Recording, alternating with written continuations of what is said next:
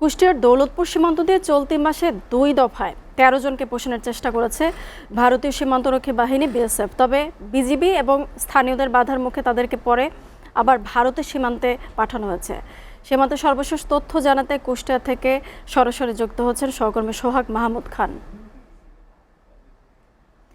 সোহাগ, বিএসএফের সর্বশেষ কবে বিএসএফ পোষণের চেষ্টা চালিয়েছে, আর বর্তমানে সীমান্তের পরিস্থিতি আপনি কেমন দেখছেন?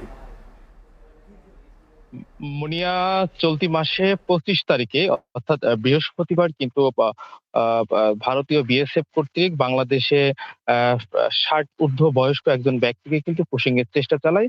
তাৎক্ষণিক টহলরত বিজিবি এবং স্থানীয়দের বাধার মুখে কিন্তু সেই ব্যক্তিকে বাংলাদেশে পুশিং করতে পারেনি এবং তার প্রেক্ষিতেই কিন্তু সে সময় তাকে সেখান থেকে নিয়ে জিরো পয়েন্টে কিন্তু রাখা হয় এবং সন্ধ্যা নাগাদ পরবর্তীতে বিএসএফ এর সদস্যগণ এসে সে ব্যক্তিকে কিন্তু ভারত সীমান্তে নিয়ে গেছে।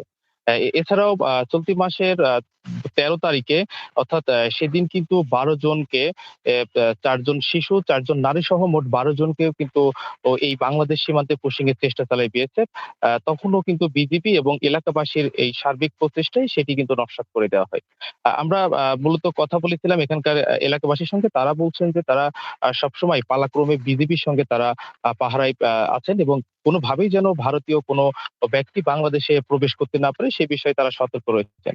এছাড়াও আমি কথা বলেছিলাম কুষ্টিয়া ৪৭ বিজিবি ব্যাটালিয়নের যিনি অধিনায়ক রয়েছেন মাসুদ কামাল রনির সঙ্গে। তিনি বলেছেন যে এখন পর্যন্ত আসলে আর কোনো সেরকম খবর এখন পর্যন্ত নেই কোনো পুশিং এর।